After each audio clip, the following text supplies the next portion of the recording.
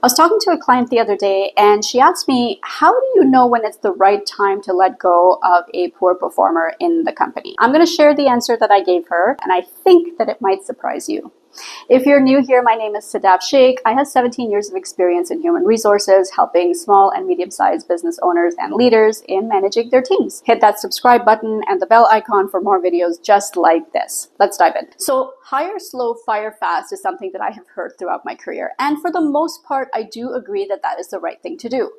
Hire slow, meaning take your time with hiring the right person, and when the time comes when the employee is no longer performing, do everything you can to expedite getting them up to speed as quickly as possible. Put them on a performance improvement plan if you need to, have regular coaching sessions with them, let them know what their objectives are, what success criteria is, what it looks like, and get them up to speed as quickly as possible. If they're not getting there fast, then pull the plug fast, because a poor performer is a drain on the organization. It's a drain on your time. It's a drain on their peers because they have to pick up the slack for this person who's not pulling their weight. And quite frankly, if somebody is performing poorly, chances are they're not really enjoying their work. And so you are in fact doing them a favor by sending them off on their way to go find their true passion. And you have the ability then to go and hire somebody who actually is going to enjoy the job and is going to perform.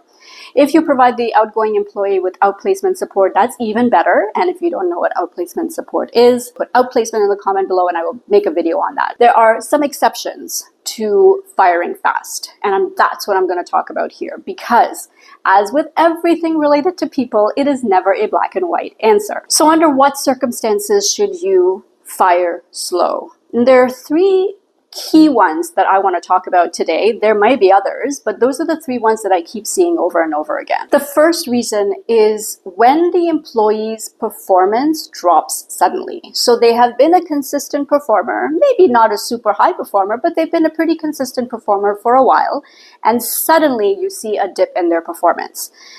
That raises some questions, because it may not just be a question of them not wanting to do the job. When you see stuff like this, when someone has been a consistent performer and they have a sudden dip in performance, more often than not, in fact, I would say 99% of the time, there is something else going on there.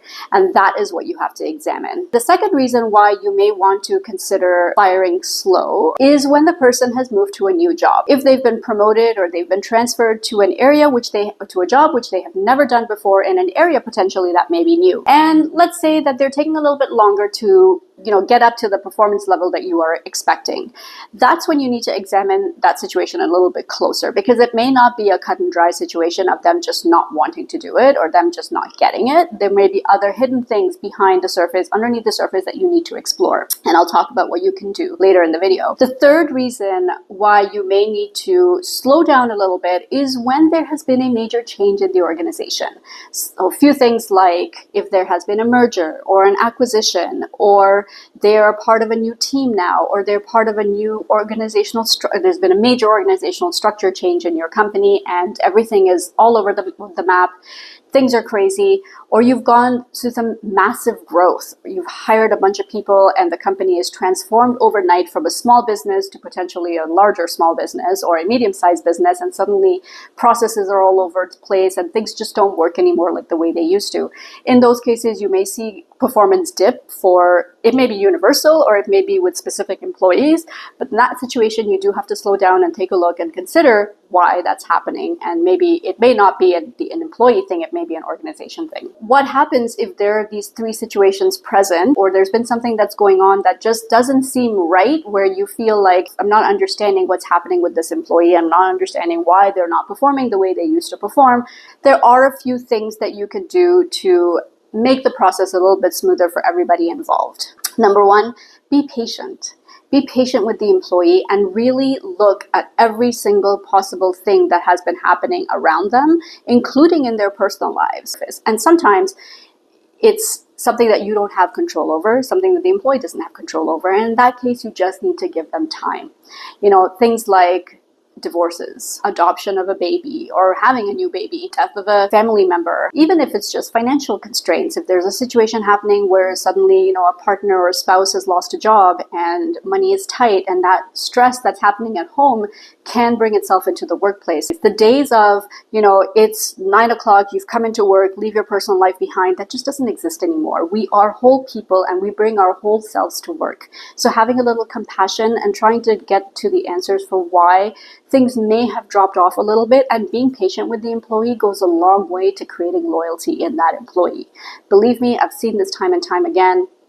When you give the employee grace, they will be loyal to you forever. Continue to offer support, whether it's a personal situation or not.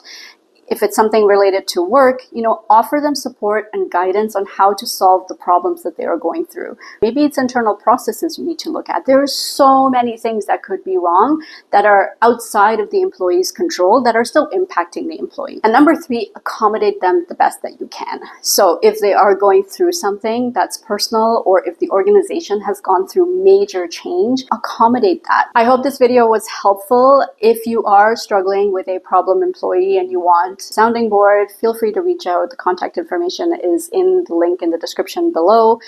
And if you have anything else that you're struggling with related to employees, let me know, drop it in the comments, and I'll definitely do a video on it for you. That's it for this week, guys. Take care, and I will see you next time.